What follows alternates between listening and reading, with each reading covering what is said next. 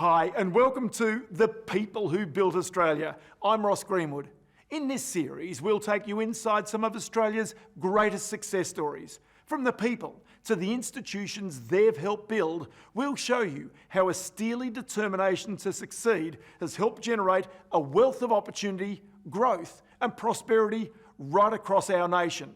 Now, when it comes to this tradition of Aussie grit, there's of course one man who springs to mind, Andrew Twiggy Forrest. I caught up with him at his Minderoo Foundation in Perth. Andrew Forrest, first up, I just want you to explain to me, for somebody who has never been there, just describe the Minderoo station to me, the Forrest family home. It's a property of now a bit under 1 million acres. It's obviously the great Australian outback. It's very isolated. It's semi-arid desert in places, and it's beautiful, almost forest in places along the banks of the Ashburton River. It's exactly as the country was over geological time, and we have a very deep love of the place, like the local Indigenous share with us that passionate love.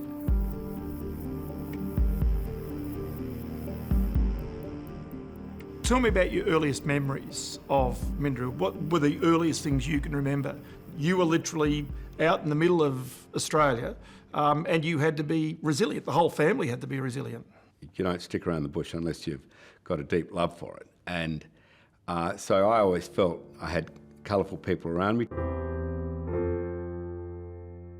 It takes a child to be brought up by a village to get anywhere, and we certainly had that village. Most of the families were Aboriginal, and all my sisters and brothers' friends were 100% Aboriginal, and it was just a fantastic childhood. And yes, you were really isolated, and that built up a sense of endeavour, a sense of independence and sense of determination, because you know, when you're out on your own and you've got to get home and the sun's setting, and there's only you to rely on, you develop a sense of absolute determination and independence. One influence is your great-great-uncle, Sir John Forrest. Yeah. Now, one of the great Australians, an Australian treasurer, the first Premier of Western Australia, a man who himself was an explorer, a pioneer, there's no doubt, and with his brother Alexander, some of the great treks with literally Aboriginal brothers alongside them as they survived in the outback. You're mightily inspired still even today by his tales, I understand. He's part of those cultural values. The value of always having a crazy brave plan A, but a bulletproof plan B.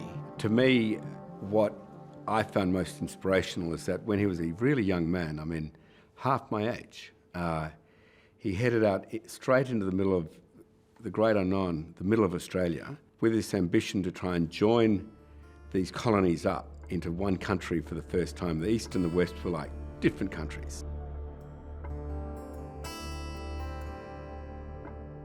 And he'd either fail and we'd stay colonies for decades, or he'd succeed and he'd provide the inspiration to the coming nation that we could come together as a country.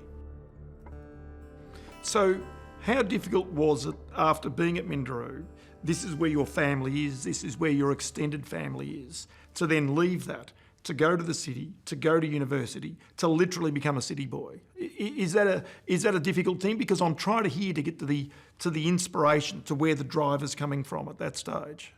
I'd gone to university, I'd passed, which was miraculous, and I'd, instead of taking a year off before university, which a lot of kids do, I decided to take a year off after university. Did the whole mustering for the sheep mustering, the cattle mustering, the shearing, and then decided to head down to Perth and see if I could actually crack a job in the city. Eventually, after weeks of walking up and down the terrace, I did go and see a guy called Frank Magnus, and said to him, look, I've got these ideas, I've got this energy, I'm happy just to be your slave, make your cups of tea, anything, I'm a smart kid, I work hard, and I'm happy not to be paid, just give me a crack. So, okay, you're now in the stockbroking fraternity. You learn basically the art of a deal. I guess that's part of the key. But you also learn how to raise money through the stockbroking lessons, don't you?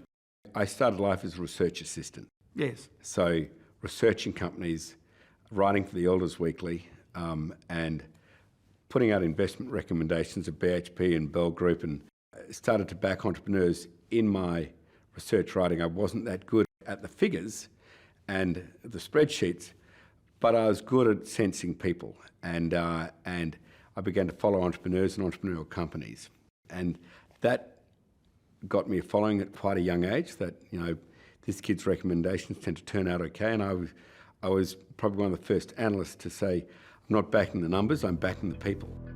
With a solid business foundation under his belt, and with that famous forest pioneering spirit, Twiggy set up Anaconda, a mining company that would take a new innovative approach to building the Murrin nickel mine. The venture relied on new technology and the construction of a new gas pipeline, but it didn't all go to plan. So we took a punt that that pipeline would be built and that technology would work, and we'd stitch these two before pretty well unknown technologies, we'd put them together. And if we could do that, then we could create one of the world's largest nickel and cobalt companies, which Murrin has been ever since and still is now. And yet that ended up as a complete disaster. You and Glencore fell out famously. You ended up getting pushed out the door. Again, a little bit of motivation is here as well for you, isn't it? Yeah, look... I mean, you got paid out, let's be honest. No, I got $3.5 million, which I put straight into a new organisation called the Minderoo Foundation. That was the very genesis, that public execution and a payout of $3.5 million, which went straight into the start of a new charity, which eventually became the Minderoo Foundation.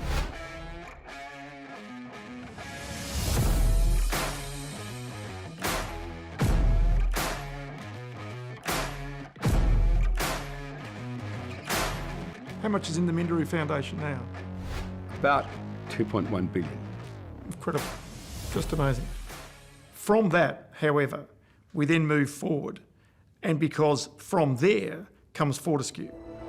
Underneath our feet, there is literally billions and billions of dollars of iron ore, and we can turn that into a company itself worth billions of dollars.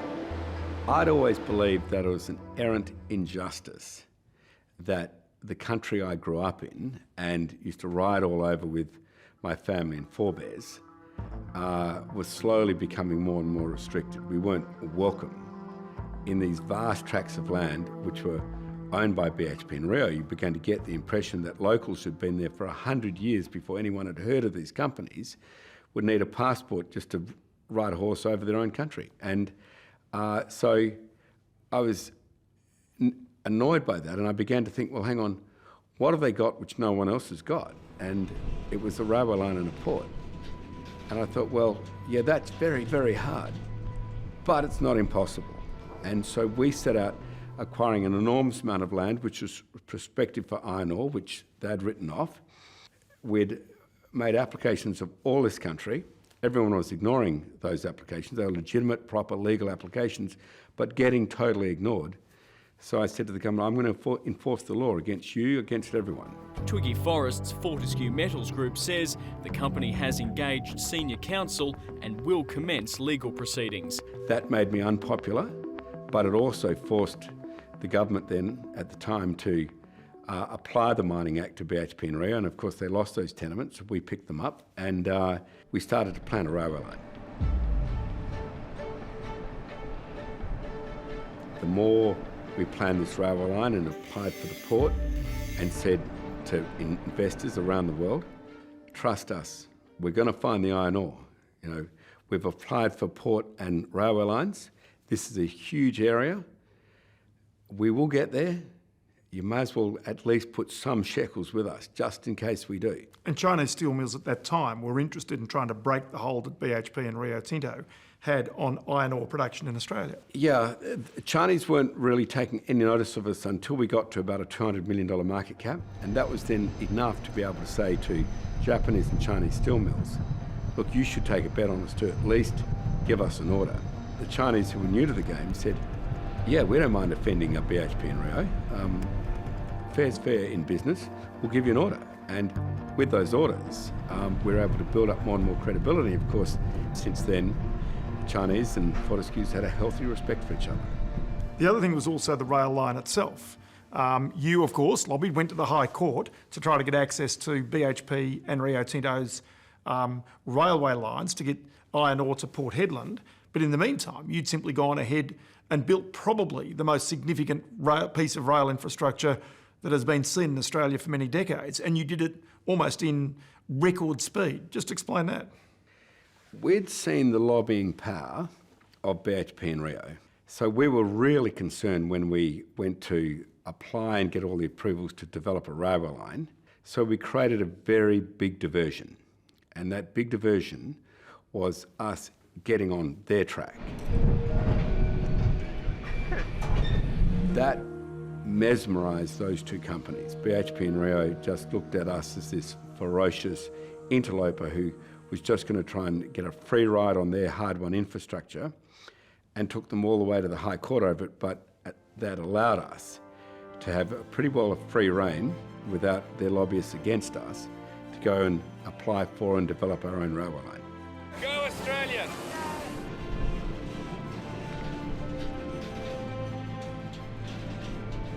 Coming up, we'll be looking at the challenges facing the mining industry and take a closer look at Fortescue's plans for the future.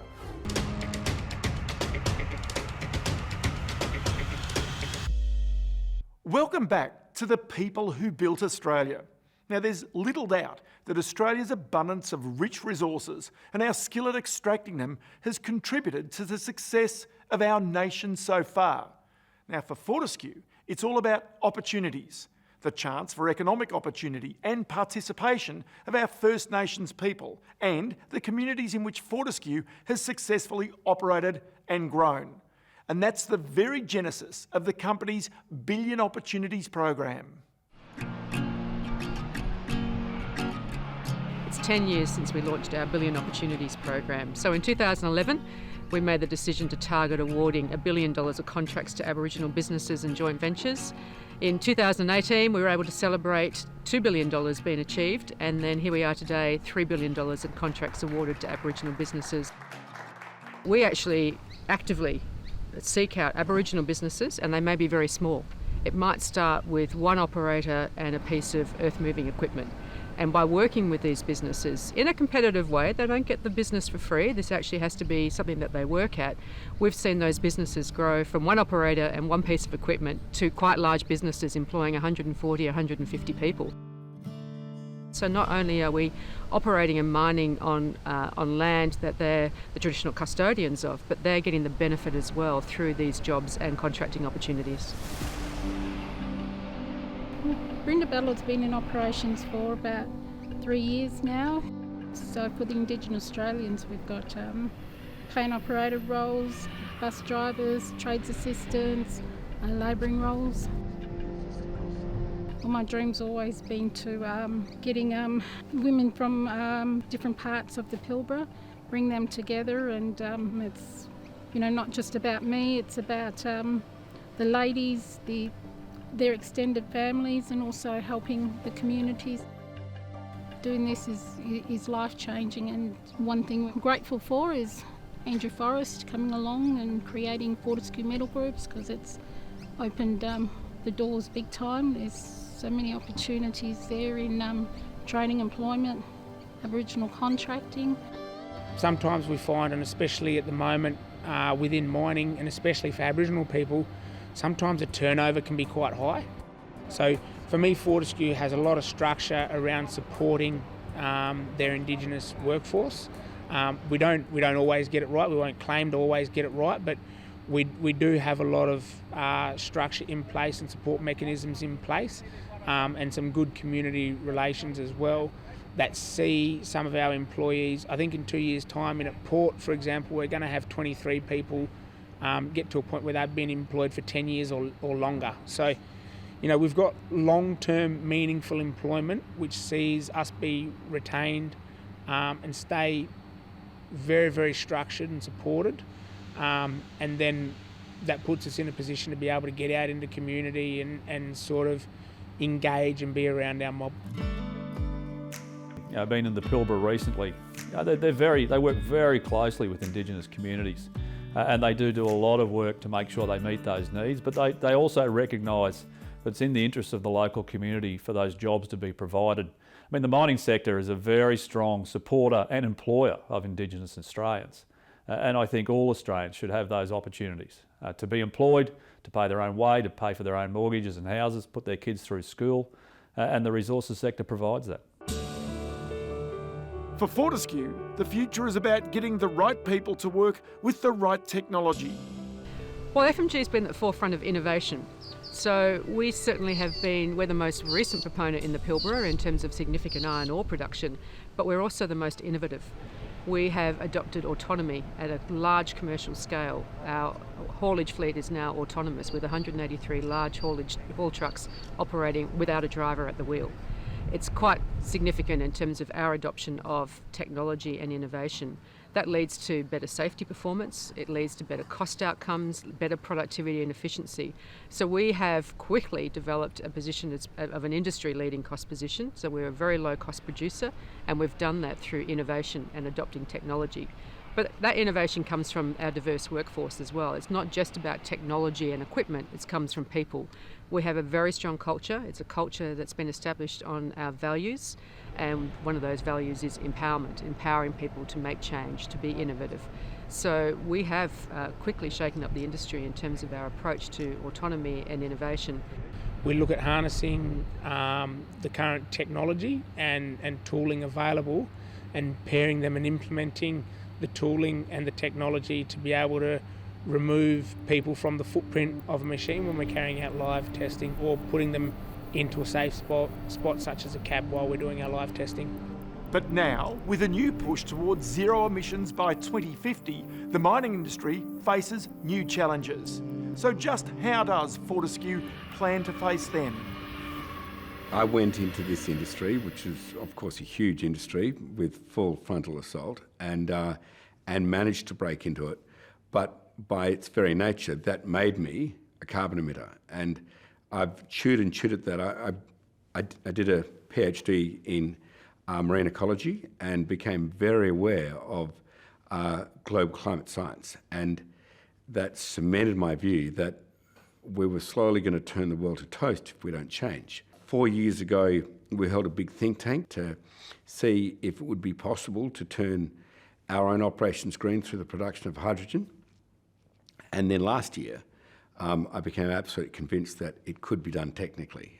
These are all the big innovations and entrepreneurs that have built this country, and we always, as I said, tend to think about entrepreneurs as IT people, whereas we don't think about Lang Hancock or Twiggy Forrest as entrepreneurs, and yet they are, because they did that thing. They took a risk, they saw an opportunity that no one else could, they organised, they pulled people together, and they stood by those risks they were taking. We've grown to become a very significant resource company. We're now going down the path of being a resource and renewable energy company, and we're well placed to be at the leading edge of that transition and developing new export markets, new revenue opportunities. So we're going to focus on growing and sustaining our iron ore business, and at the same time be at the forefront of the transition to renewable energy. We think that it's going to become cheaper than diesel, and we can help turn Australia from being a massive energy importer and coal exporter to a massive energy producer, all green, pollution free. We've got a target to be carbon neutral by 2030. That is the most ambitious target in Australia, particularly in our sector.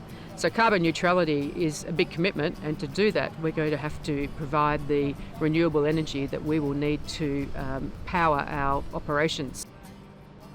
What I learnt from my Anaconda nickel days is that you can use hydrogen for two things. In metals, you can use it to create energy, and you can use it to reduce impurities from a metal, exactly what metallurgical coal does. But if you use hydrogen, the only thing you send up the stack is steam or water, pure water. I think Australia needs to develop the policies and settings in place. What we've seen is actually more recently a fairly rapid acceleration and recognition that there needs to be more ambitious targets. Quite frankly, 2050 is probably too late. So are we on track? I think business is taking the lead. Fortescue is certainly taking the lead to be carbon neutral by 2030. I think there'll be strong stakeholder support for companies who are more ambitious in their targets, and I do think that policy and government will need to catch up with business. I mean, why can't we be competitive? Why can't we make the decisions, the right decisions, to ensure that we do have affordable and reliable electricity, that we are making the settings for business right, that we do have the skills available in this country? I mean, I think there's a wonderful opportunity to re-onshore manufacturing, to provide sovereign capability, and it's what we intend to do. The future industry stuff, morally and culturally, the green energy and Fortescue Future Industries really aligns with who I am culturally and who my old people have made me. So I'm looking forward for what's next, and hopefully we can really change the landscape of I guess climate change, or taking care of environment again, and putting that first and foremost, and as an Aboriginal man, that really drives me. You have so many great ideas inside you, visionary ideas. It's actually the capital now that allows you to be able to execute these ideas, to try and play out the big ideas for Australia. That's been the legacy of Fortescue and the wealth that's been generated. Yeah, Fortescue is now a successful company. It's an important company. It's been built off a set of values, which particularly once the renewable side of the business really starts to bite, will continue to become a very important company within the Australian community. I want those people who know us or bother to know us to know that it's been built on a set of values which they are or can be proud of.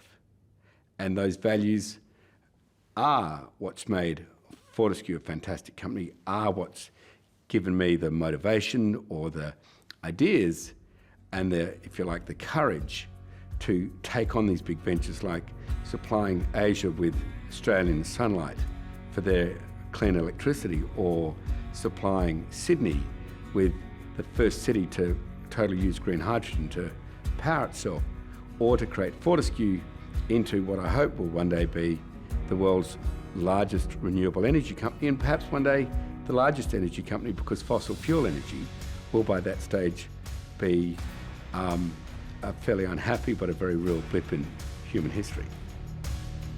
Next week on The People Who Built Australia, how the biggest of the big four helped Australians right around the country realise the great Aussie dream: home ownership.